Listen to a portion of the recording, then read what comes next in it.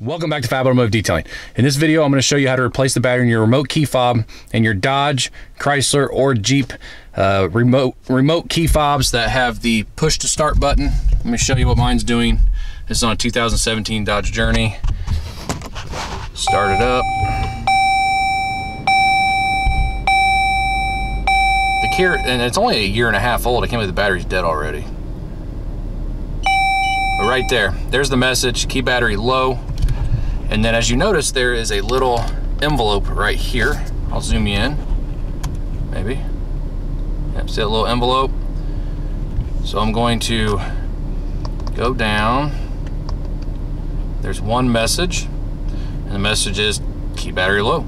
So I'm gonna show you guys how to change that.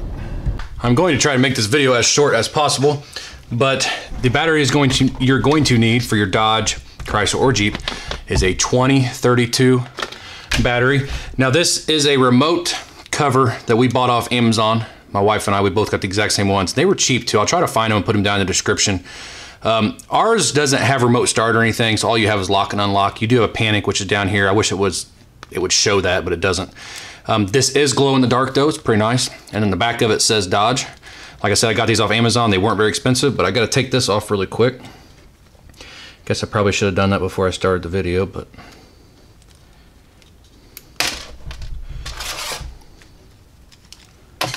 we just want to protect our remotes. See, our remote has panic and lock and unlock. That's it. There's nothing else on our Journey. We have no remote start. We don't have a hatch release or anything like that because it unlocks with the door lock. So that's all you got. So what you're going to do is you're going to take your spare key, which is what gets you in the door in case your remote goes dead. And then the key goes in right here. But what you need to do is this little spot right here. You can use the key, you can use a coin, whatever. You're gonna put the key in there and you're just gonna pop it. You hear it separating? Sometimes I think a screwdriver would probably be a little bit easier, but you're not gonna bend your key or anything like that. So here we go. There's the battery right there. Now I'm gonna make sure, I'm gonna put it back on so it still touches until I get the battery out. Because key fobs can lose their memory. Some manufacturers, they do lose their memory after 30 seconds with no contact with the battery. So I don't wanna do that. And I probably should have had a knife ready. Man, they know how to package these things, holy cow.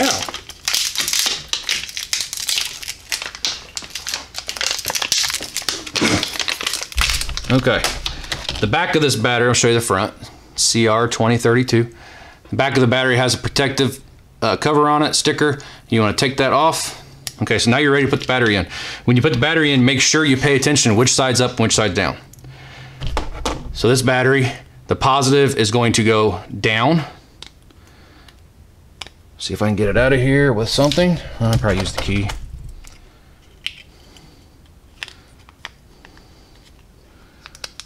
Okay, now there's dielectric grease on the back of the battery. I'm going to go ahead, put my two batteries together and kind of move it around. Don't mix up your batteries. Remember, positive, it goes down. I don't know why I'm so shaky. Here we go. And just put it back together. You just snap it together. That is it. And then what you want to do, get back in the car and make sure it works. So I'll just take you guys over there right now without even turning the camera off.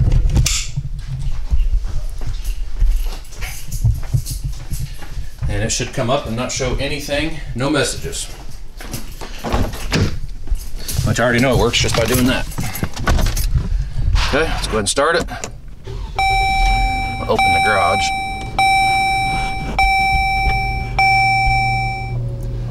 See, 0 messages,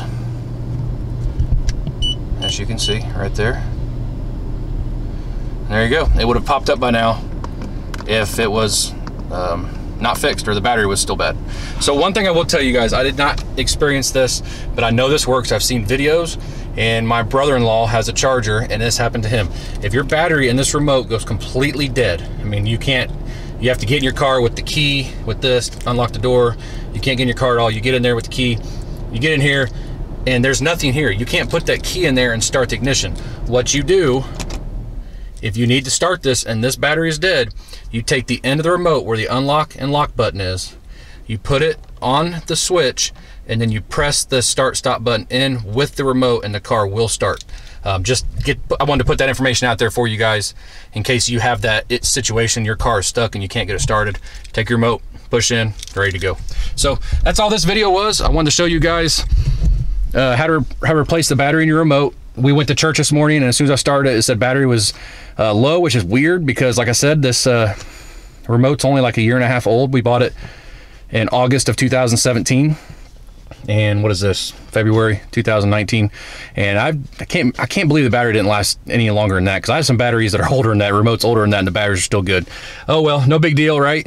But I hope you guys enjoyed this video. If this video was helpful, please give me a thumbs up. Hit that subscribe button while you're down there. We do detailing videos, car repair videos, stuff like that. Hit the like button. Share this video if it's helpful for you, because it might be helpful for somebody else. Every Saturday night at 9 p.m. Eastern Standard Time, we go live. We do question and answers. We just do some talking about whatever you guys want to talk about. No big deal. I enjoy the time with all you guys. I enjoy all my subscribers. I appreciate all my subscribers, and we will see you guys in the next video.